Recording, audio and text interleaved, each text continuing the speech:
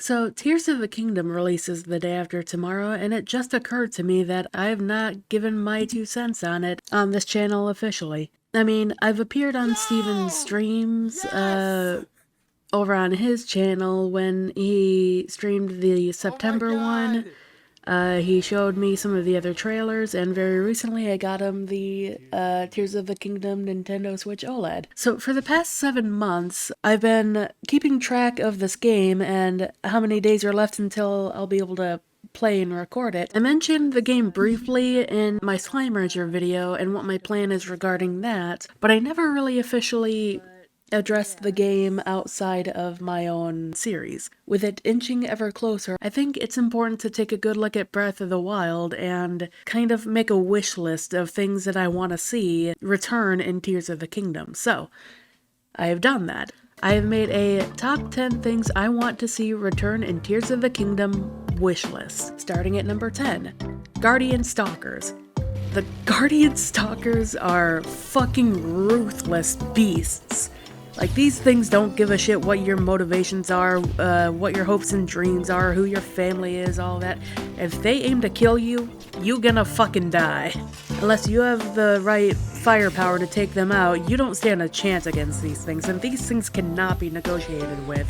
They're ruthless killing machines, and they make fantastic enemies for a video game. They are fucking intimidating. If you come across one or you get spotted by one without the proper gear, it is one of the most terrifying things I've ever experienced in video games. I know there are horror games that are built specifically to instill that kind of fear in you, but you don't really expect that in a game like Zelda, where you, for the most part, have the means of defending yourself. Like, Lynels and Hinoxes are scary in the same way, but they patrol certain areas. You can completely avoid those areas if you know where they are.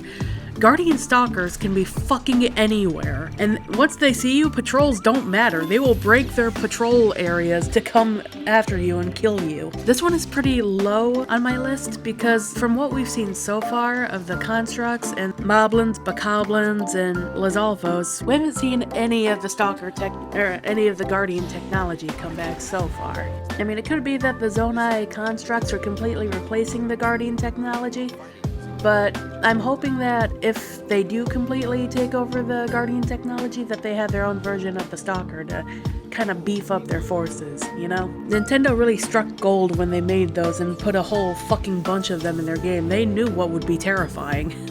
Number 9, Empty Caves. Alright, this one might be exclusive to me, which is why it's a little bit low on the list. I found an empty cave in Breath of the Wild just south of Divine Beast Vah-Ruta with absolutely nothing in it. No Korok seed, no ores, no bombable wall to keep it closed, no treasure chest, no enemies, nothing. There's not even like a fire camp, it's just a big empty cave.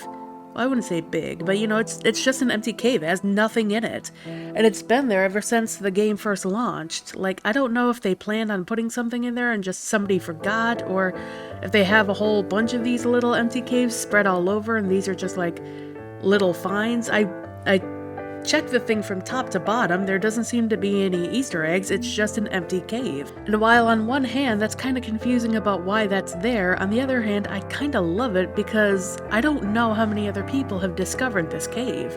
Like, very much how the vacant house in Haiteno Village is unoccupied, so is this cave. Like, if you wanted to, you could spend $3,000 and 30 bundles of wood to get an empty house, or you could just put on the barbarian outfit and just live in this cave, like a caveman. But I do find it interesting that it's completely, not only vacant, but it's devoid of any monster outposts nearby.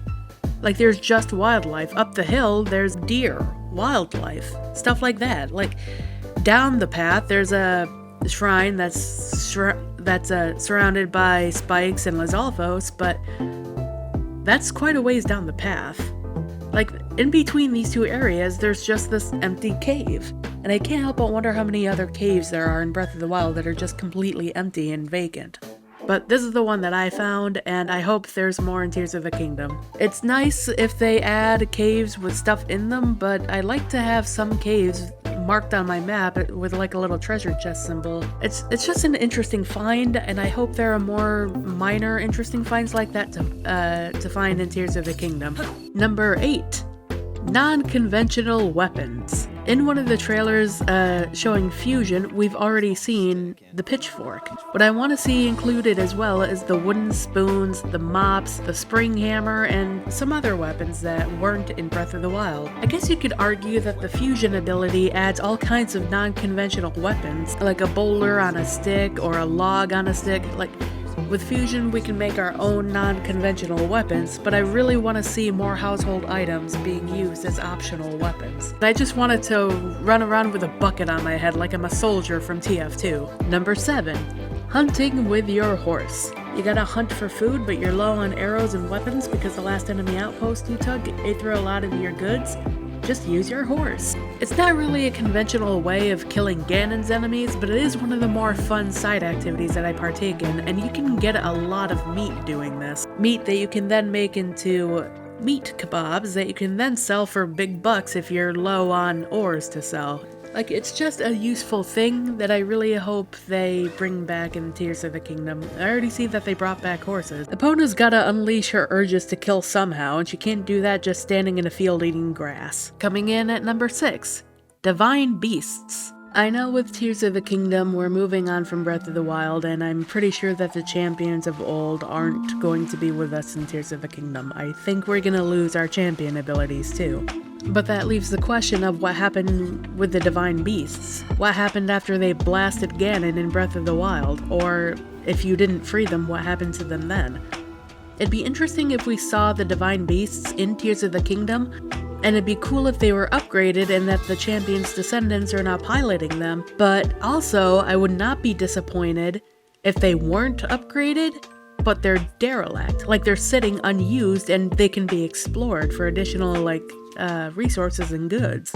It doesn't look like we're gonna be fast-forwarding too much to Tears of the Kingdom from Breath of the Wild, if only because Riju is a little older and Tulin is a little older. So I imagine it's still in the same kingdom, and the Divine Beasts wouldn't be that derelict if they were abandoned. But even so, if they aren't upgraded or they aren't derelict, it would be criminal for Nintendo to at least not put them on the map somewhere if they were just magically not in the kingdom anymore.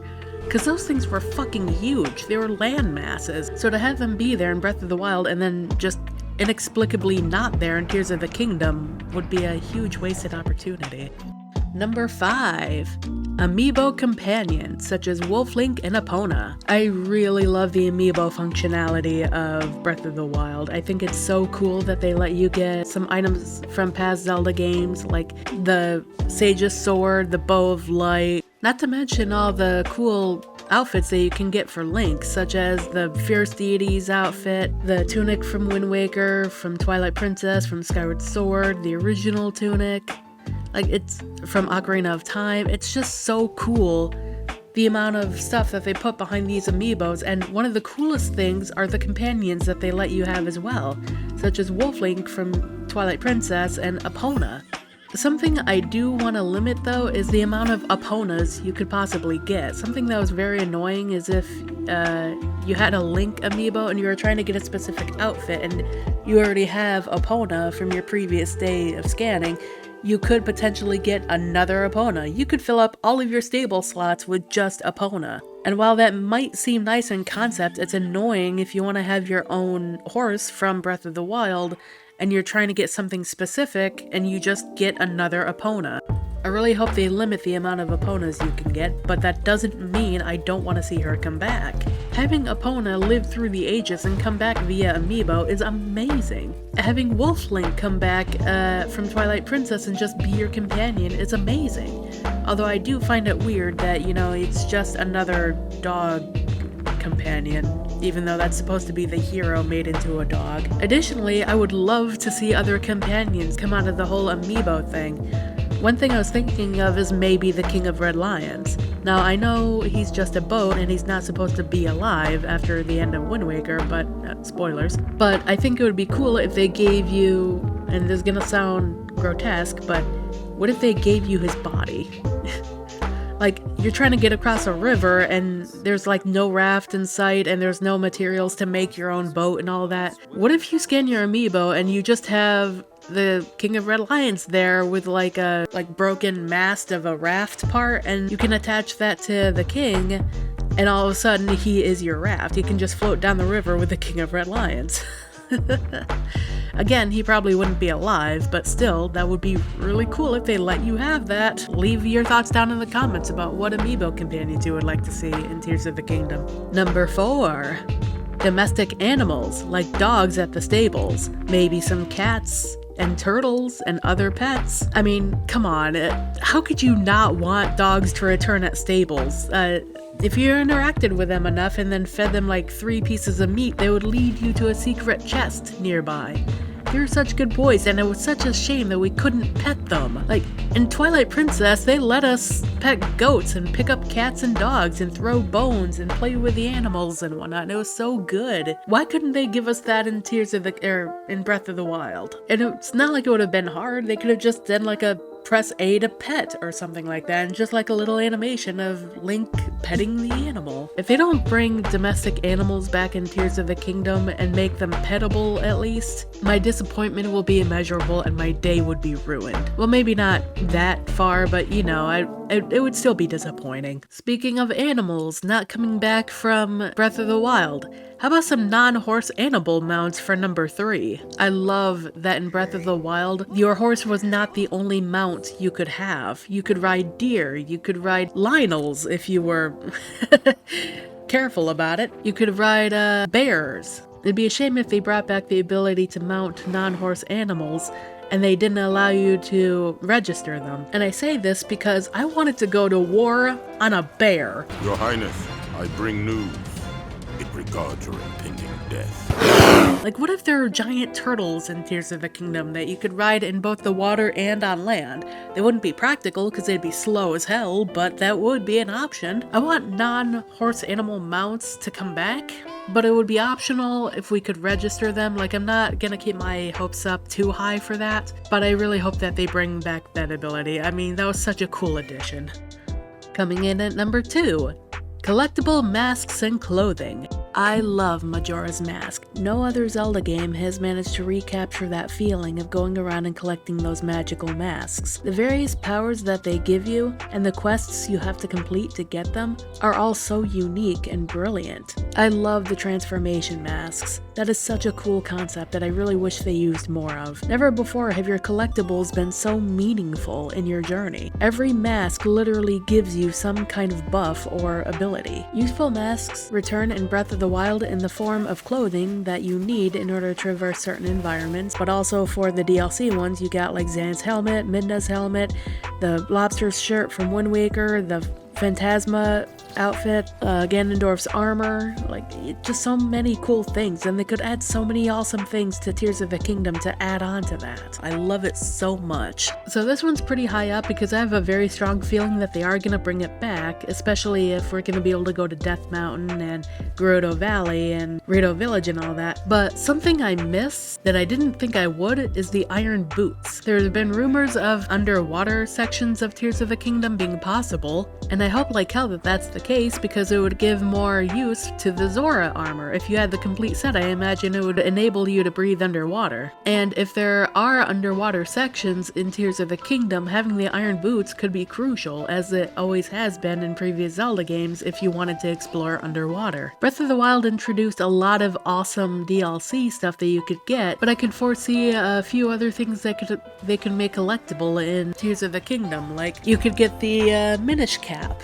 You could get the red or blue outfits from Ocarina of Time. You could get the Zora armor from Twilight Princess. What if you could get the Hero Shade helmet and armor? That'd be pretty cool. What if you could get the Dark Nut stuff from Twilight Princess? What if you could get Ganondorf's crest? You know, his head thing from Twilight Princess. What if you could get his robes from Wind Waker?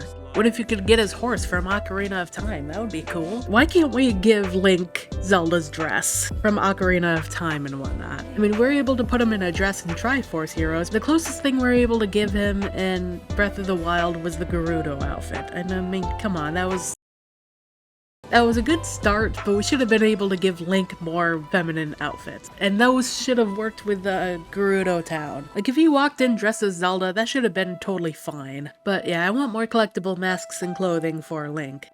And the number one thing I want to see return in Tears of the Kingdom is the one, the only, the fabulous Yiga clan! Koga and Suga are optional. I mean, come on, how can you not want the Yiga clan to return in Tears of the Kingdom? In terms of humanoid enemies, they were kings and queens. They ambushed you on the side of the road pretending to be travelers. They asked you to close your eyes so that they could assassinate you, and when you didn't comply, they tried to assassinate you anyway, all in the name of their one true king, Ganon. And I mean, Koga was an awesome leader. He was a very silly villain, but he was not to be taken lightly. Despite his silliness, he was a force to be reckoned with. He had minions all over Hyrule. You could not deny the amount of influence the Yiga clan had against the rest of Hyrule. Their numbers were small, to be sure, but they never gave up trying to kill the hero, even after the death of Koga. And the addition of Suga in Age of Calamity was an extra bonus. Koga was a force to be reckoned with, sure, but I feel like Suga really brought the heat. Like, he did not mess around. If Suga was involved, you knew things were serious, or you knew Koga was taking them seriously. Even if the Yiga clan rallied under a new leader because of Koga's demise, I would still love that because the Yiga clan were such formidable opponents. Any Hylian could be disguised as a Yiga, and the potential for that is great. Now realistically, I can't see Riju leaving Gerudo Town if the Yiga still reside in that area, so the cutscenes depicting her outside of Gerudo Town could be a result of the Yiga clan moving to various parts of Hyrule and, you know, making their own, maybe not a clan, but maybe a tribe, like a full-on tribe. Koga and Suga weren't exactly, I mean, they were evil, clearly. They were trying to support the return of Calamity Ganon, the one beast that would destroy everything and everyone, but they didn't seem malicious, you know? They simply wanted to do their thing. Yeah, they kept trying to kill Link and all that and whatnot, but they were so lovably evil. They can't help but want them to return. For me personally, I love the concept of fighting for your life out on the road, especially if bandits and hitmen are going to be trying to come after you. And the Yiga just added that extra touch of realism that not even all humans are going to be friendly when you're out traveling. You'll meet a lot of friendly people, you'll meet a lot of unfriendly people, you'll meet a lot of people who want to help you, you'll meet a lot of people who want to hurt you and kill you and all that stuff. It's not like you run past a traveler who's waving at you and then they poof into a Yiga soldier and come for your throat. They only transform if you talk to them. And fighting a Yiga soldier is just a breath of fresh air from fighting all these cartoonish, unrealistic enemies. Plus, the Yiga clan was so enjoyably goofy. I mean, yeah, they had dark intentions and whatnot, but when you're raiding their base and you throw out a bunch of bananas and you hear that guard go hop hop hop hop hop hop as he runs over to eat the bananas, it's hard not to fall in love with that. I mean, come on. And yet it's a bit of a tone killer when you're trying to infiltrate an enemy base. It's not a huge deal for me, if only because it lightens the mood a little. Now, as for the seer from Age of Calamity, it was a little too obviously evil. I mean, I like the Yiga clan had their devotion to Ganon, and that was basically their whole character, but it wasn't all that made them up, you know? The Yiga were evil, but they were more like antagonists than they were super serious villains, and I really want them to return. I would be very devastated if the Yiga clan don't return.